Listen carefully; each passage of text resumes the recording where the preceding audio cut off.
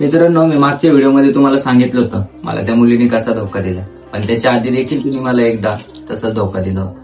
मित्रांनो, एक दिवस असं झाला की आम्ही रिलेशन मध्ये तर होतो, म्हणजे रिलेशन मध्ये होतो की माझ्यासाठी जीव तोडायची, मी तिच्यासाठी जीव तोडायचो. एक दिवस असा आला का तिच्या घरी आमचं रिलेशन कळालं. रिलेशन कळाल्यानंतर तिच्या घरच्यांनी तिला सांगितलं का तो मुलगा सेटल नाहीये, तो मुलगा सेटल नाहीये, तो मुलगा तुकार आहे. मित्रांनो, मी तुकार तर नव्हतो, मी कामधंदे करायचो. आता माझी परिस्थिती एवढी नव्हती का मी तिच्या घरच्यांना काहीतरी दाखवू शकतो. मित्रांनो, त्याच्यानंतर त्या व्यक्तीने असं केलं का तिच्या घरच्यांनी तिला मुलगा बघायला चालू केला.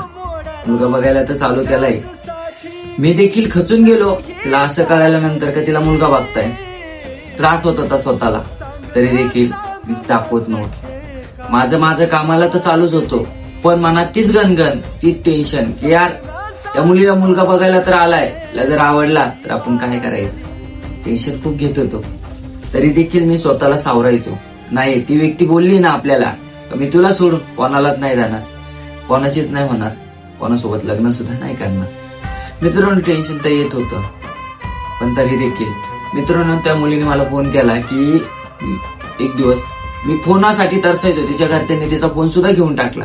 मी फोनासाठी तरसायचो की यार तिचा ऍटलिस्ट फोन तरी येईल, पण मी फोनासाठी सुद्धा तरसायचो.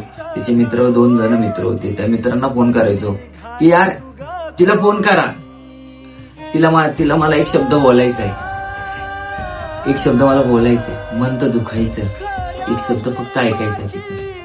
तिचे मित्र म्हणायचे, दादा तिच्या घरच्यांनी मोबाईल घेतलाय रे तिचा, आता तिला नाही बोलू देत कोणासोबत. तिला मुलं तर बघायला चालू झाली, मुलगा यायचा, रोज मुलं यायचे तिला बघायसाठी, तिच्या घरचे तुला जाण्याचं बघायसाठी.